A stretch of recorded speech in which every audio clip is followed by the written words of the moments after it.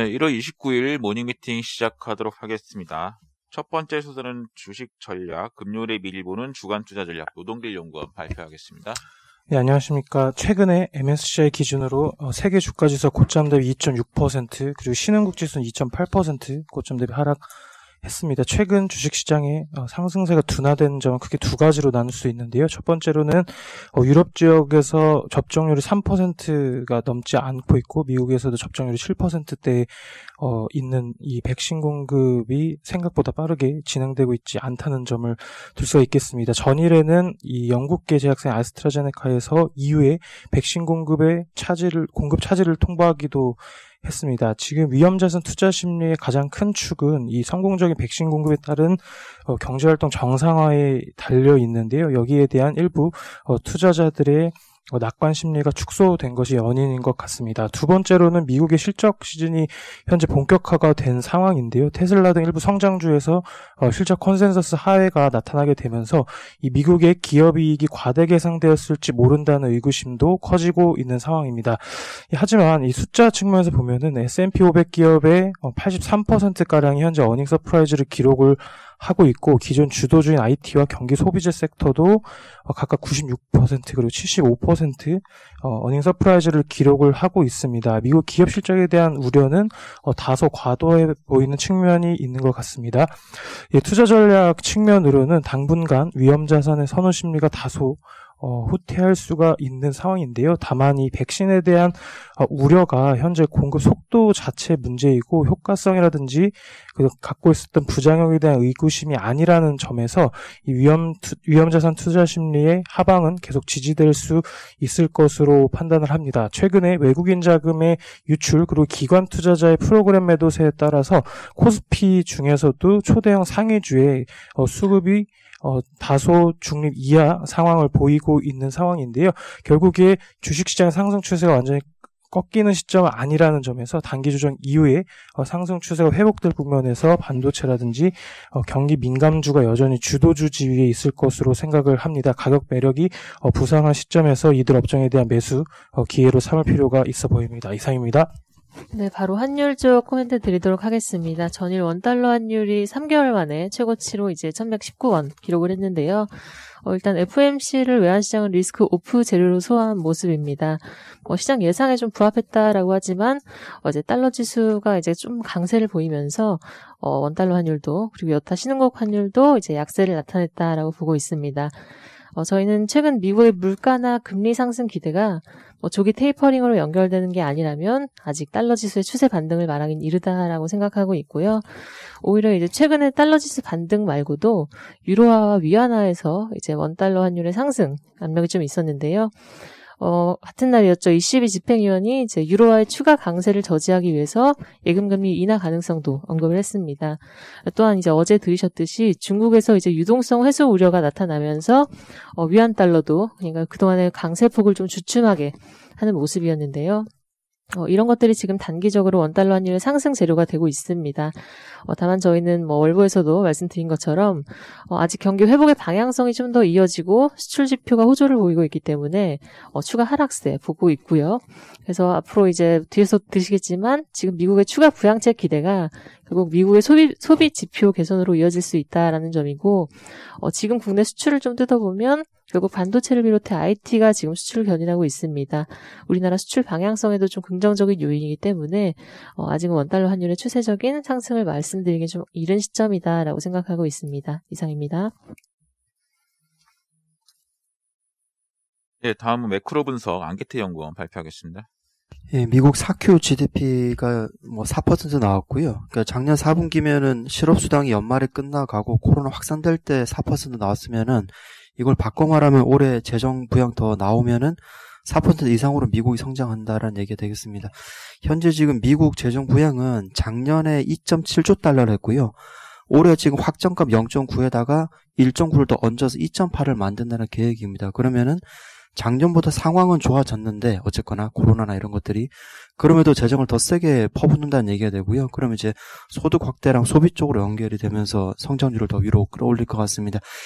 이게 지금 글로벌 성장률 자체가 2010년에 5% 정도 나왔고요. 올해가 아마 5% 정도 나올 겁니다. 그런데 이게 내용이 다른 게 뭐 성장이 좋아지면 다 같이 올라가겠지만은 2009나 2010은 그러니까 그때랑 숫자는 비슷하겠지만은 그때는 중국의 인프라가 끌고 온 거고요. 지금은 미국의 소득 소비가 끌고 올라가는 겁니다. 그래서 이게 뭐 둘 다 방향이 좋다고는 하더라도 좀 이제 나래비를 매겨본다면은 중국 캐펙스 직접적인 것보다는 미국 IT 소비 쪽 이쪽에 좀 더 초점을 두는 게 좀 더 낫지 않겠나 그렇게 보고 있습니다. 예, 이상입니다. 네, 다음은 글로벌 주식 전략 김영래 연구원 발표하겠습니다. 네, 베트남 코멘트 드리겠습니다. 베트남 같은 경우에는 글로벌 수요 증가에 따른 수출 증가에 대한 기대감 때문에 베트남 지수가 사상 최고치까지 접근했다가 최근에 조금 빠지고 있는데요. 특히 어제 많이 빠졌는데 어제 마이너스 6.7% 정도 빠졌습니다. 외국인들은 샀고 개인들이 지금 많이 순매도한 상황인데요. 그 이유는 인구 대이동 및 소비 시즌인 베트남 구정을 앞두고 코로나19 확진자가 발생했기 때문인데요. 요 같은 경우에는 뭐 코로나 재확산이나 설 관련 소비 심리 악화에 대한 우려감 때문에 많이 빠졌다라고 보시면 될 것 같습니다. 정부는 전당대를 최근에 하고 있는데 요거를 약간 중단시키고 긴급 회의를 통해서 긴급 회의 5호, 15호, 16호를 통해서 공항 폐쇄, 사회적 거리두기, 그러니까 2인 이상이 못 모이고요. 그 이외에 사업지나 학교도 다 휴업을 했다라고 보시면 될 것 같습니다. 지금 정부는 굉장히 강력하게 요거에 대해서 대응을 하고 있는데 요거와 비슷한 사태가 작년 7월 27일에 있었습니다. 다낭에서 요게 퍼졌었는데 요번에도 조금 비슷한 양상을 띌 가능성이 높다라고 생각을 하고 있고요. 요거 코로나19 확진자 발생은 단기 노이즈에 그칠 가능성이 높다라고 보고 있습니다. 그 외에 베트남 경제 같은 경우에는 아까 말씀드렸던 경기 순환적 요인 외에도 구조적인 요인이 있기 때문에 좀 관심을 갖자라고 말씀을 드리고 싶은데요. 이 베트남 전국 공산당 대회에서 그 앞으로의 베트남 경제 정책 방향성이 발표될 가능성이 높기 때문입니다. 요번에 베트남 정부가 강조할 것은 기간 산업 육성이라고 보고 있는데요. 여태까지 베트남이 이제 메이크 인 베트남 전략을 썼으면은 앞으로는 브랜드인 베트남 전략을 사용할 가능성이 크다라고 보고 있습니다. 가장 대표적인 예가 베트남의 빈그룹이 요번에 LG전자 MC 사업 부분을 매입할 가능성이 높다라고 얘기가 나오고 있는 상황이고요. 그 외에도 뭐 자동차 신규 모델도 출시를 하면서 베트남 완제품 출시에 굉장히 힘을 쓰고 있다라고 보시면 될 것 같고요. 빈그룹 외에는 완제품을 출시는 못하더라도 부품이나 뭐 소재 이런 것도 같이 육성을 하면서 베트남의 기반 산업을 육성하고 있다라고 보시면 될 것 같습니다.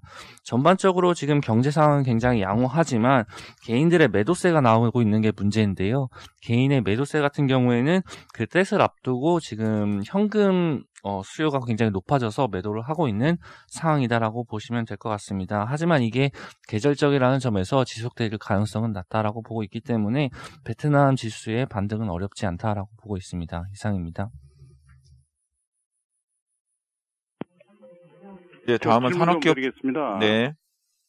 예, 저희 아침에 발표한 전략 쪽에 질문 좀 드리겠는데요. 미국 실적 이제 발표 시즌인데 서프라이즈 비율이 아주 높다라고 얘기를 하셨는데, 그렇다면 우리가 올해 전망하는 미국 쪽 EPS가 기존 전망치보다 좀 상향될 부분이 있을까요?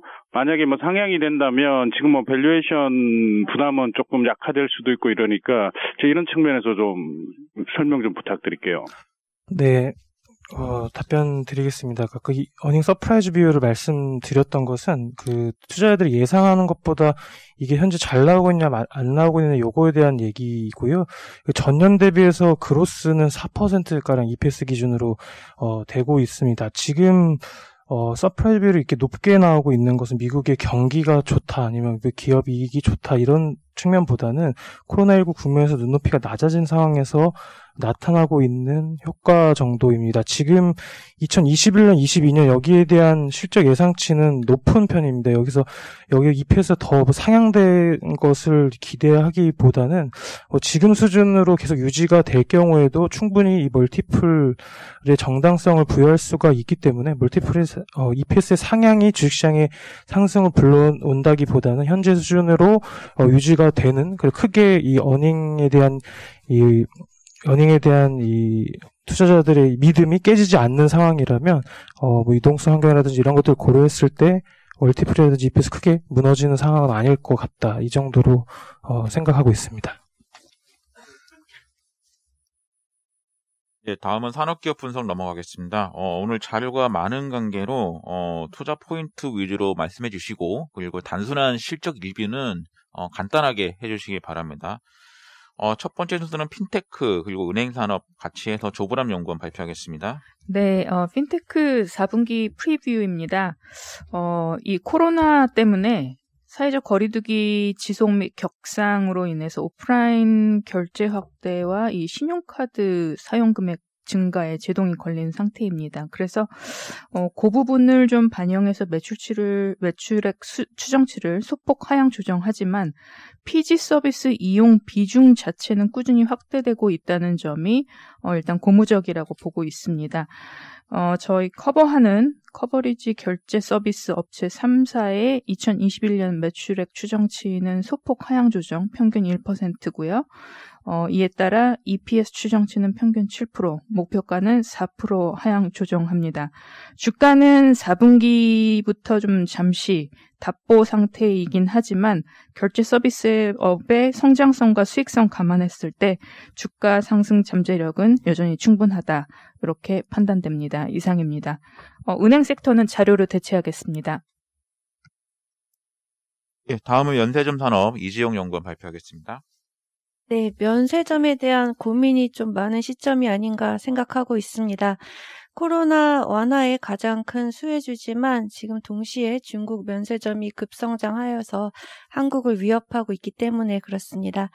하지만 당사에서는 아직은 정상화의 수혜가 더 크다라고 보고 있고요. 파지티브 의견을 유지하도록 하겠습니다. 하이난 면세점이 지금 급성장하고 있는데요. 지난 12월 월 매출이 MOM으로 93% 증가했습니다. 그래서 한국과 거의 비슷한 수준까지 올라왔고요. 1년 전만 해도 한국의 10분의 1 수준이었던 거를 감안하면은 굉장히 빠르게 성장하고 있는 것입니다. 이렇게 좀 12월에 유독 급성장한 거는 면세점 추가 오픈이 있었어서 그렇고요. 앞으로도 계속 좀 면세점을 추가 오픈하겠다는 입장이어서 좀 위협이 되고 있는 상황입니다. 그럼에도 불구하고 1분기 현재 한국 면세점 매출은 작년 하반기 수준을 유지하고 있는 것으로 알고 있습니다. 그래서 한인한이 12월에 급성장했음에도 특별히 고객 이탈은 없는 상황이고요. 그런 이유는 가격 때문이다라고 보고 있습니다.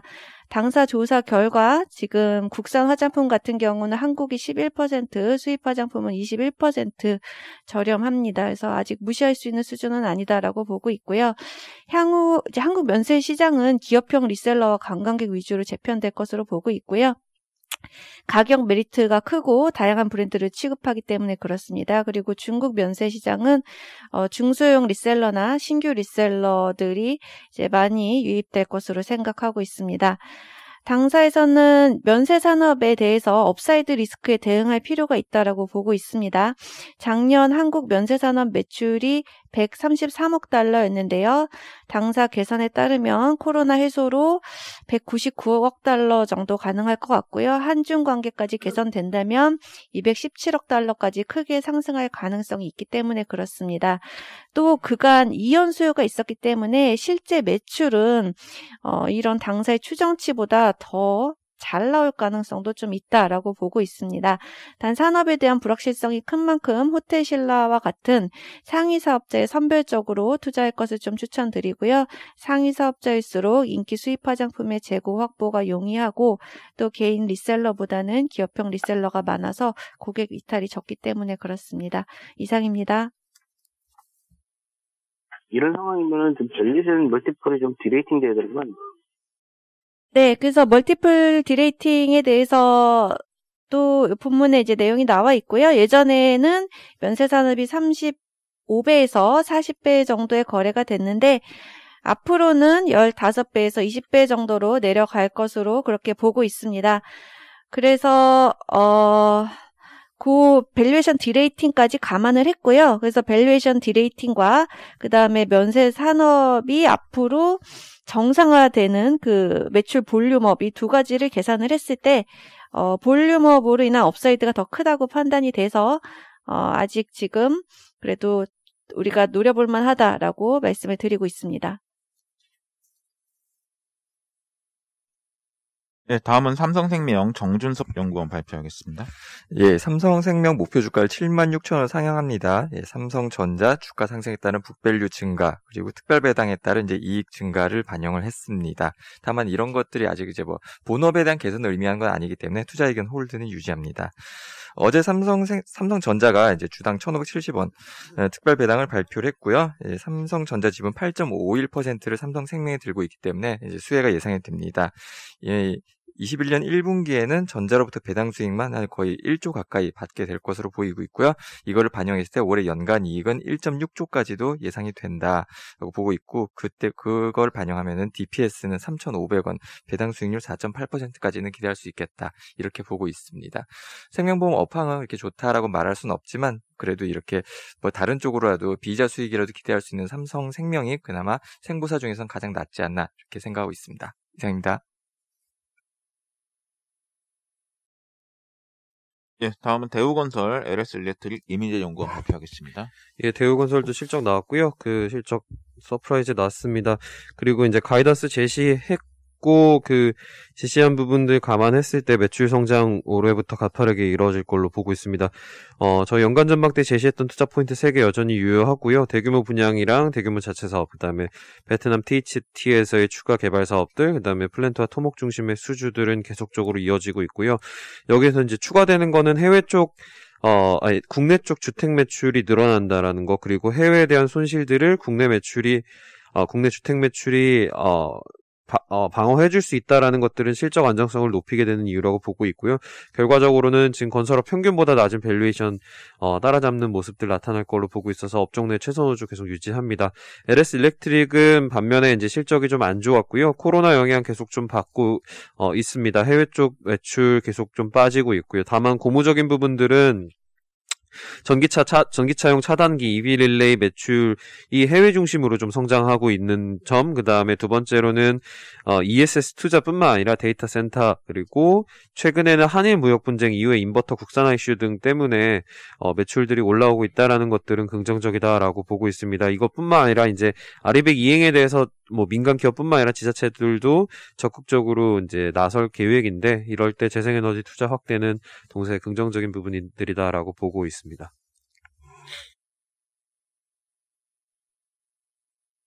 예, 다음은 삼성 SDI 고종호 연구원 발표하겠습니다.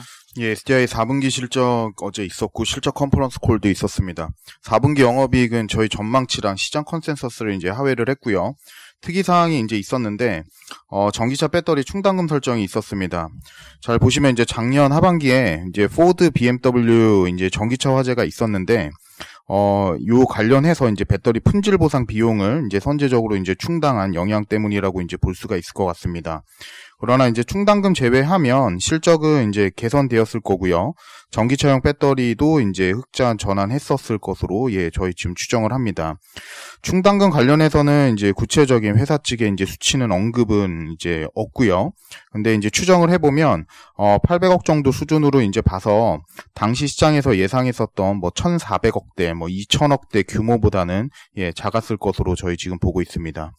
어제 실적 컨퍼런스 콜도 있었는데 21년 사업 전망에 대해서는 이제 긍정적이었다라고 좀 보고 있습니다. 2차 전지 사업 중심으로 이제 성장할 것이라고 이제 전망을 했고요. 전기차 배터리는 유럽 지역이 이제 SDI의 이제 성장을 견인할 거고, ESS 배터리는 이제 해외가 성장을 견인할 거다라고 이제 언급을 했습니다. 저희 기존 전망과 큰 차이 없고요. 21년 수정한 실적은 매출액 14조, 영업이 1.3조 정도로 저희 지금 업데이트를 했고, 2차 전지 사업 매출 비중이 올해가 이제 32%, 그리고 이익 기여는 이제 70%가 넘을 것으로 저희 추정하고 있습니다. 바이견이랑 목표 주가 97만 원 계속 유지합니다. 이상입니다. 네, 다음은 현대모비스 조수홍 연구원 발표하겠습니다. 예, 현대모비스 4분기 영업이익이 7천억 원으로 지금 컨센서스 시장 저희 예상치 대비 잘 나왔고요.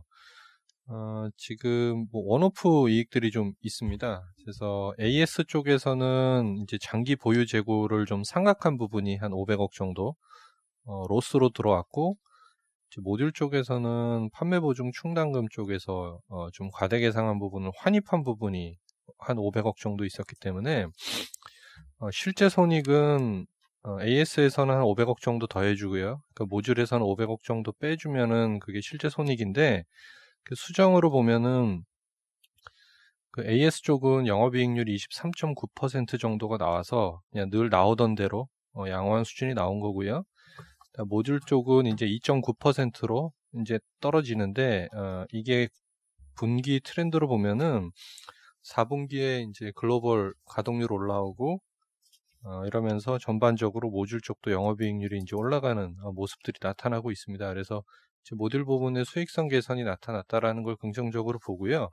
그다음에 전동화 매출 비중도 지금 11.8%까지 올라갔고 매출액도 대략 한 46% 정도가 늘었습니다. 그래서 전반적으로 올해 실적 성장세, 전동화 사업 잠재력 확대되면서 주가가 상승할 거다라고 생각을 하고 있고요. 지금 전동화 매출 비중이 올해가 작년이 2020년이 11.5%고요.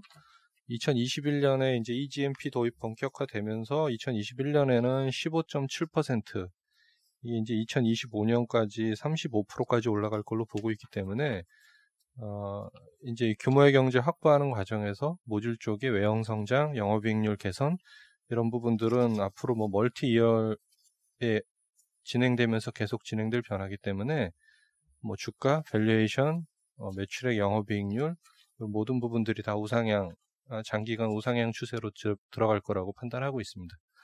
이상입니다. 네, 다음은 네이버 안재민 연구원 발표하겠습니다. 네, 네이버 말씀드리겠습니다.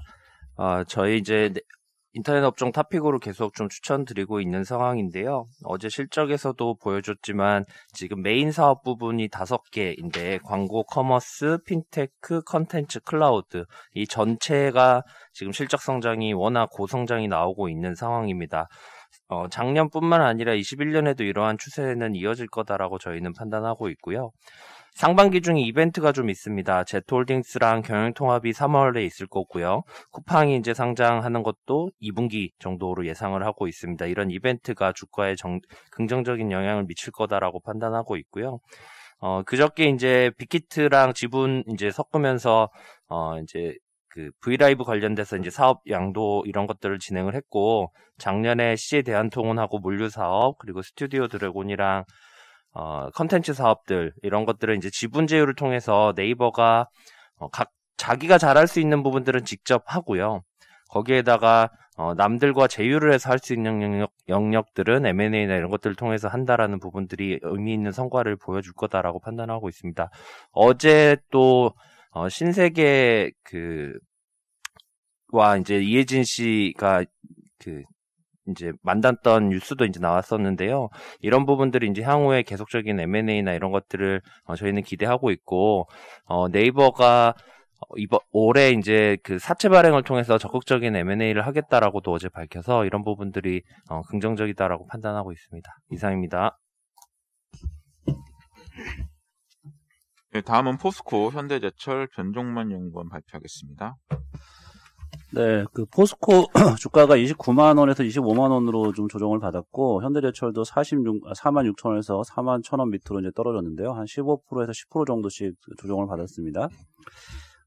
저희 판단은 이제 좀 이게 다시 좀 매수할 수 있는 가격대로 왔다라는 판단이고요. 앞서서도 저희 매크로뷰 같은 것도 계속 들으시지만, 미국 경제가 4% 이상 성장하고, 중국 경제가 8%대로 성장률이 복귀하는 그런 세상입니다.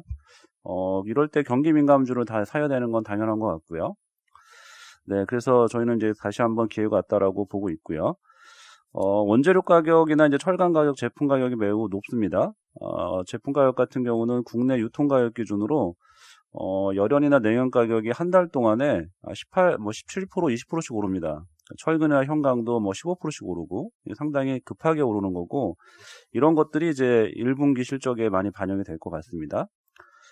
그리고 원재료 가격이 철광석이나 석탄 가격도 많이 올랐는데, 어제는 하루 이제 철광석 가격이 한 6% 정도 조정을 받았습니다. 이거는 춘절 앞두고 있고, 또 중국이 생산 감산을 점검하고 있다는 얘기인데, 결론적으로는 좋은 얘기입니다. 수요가 좋은데 감산을 점검한다는 거는 수급이 타이트한다는 걸 의미하겠죠. 그래서 이런 것들도 상당히 괜찮을 것 같습니다. 가격이 많이 올라갈 것 같아서 1분기 실적은 다시 좋아질 것 같습니다. 현대제철이 1분기에 1230억, 2분기에 1690억 예상하고요.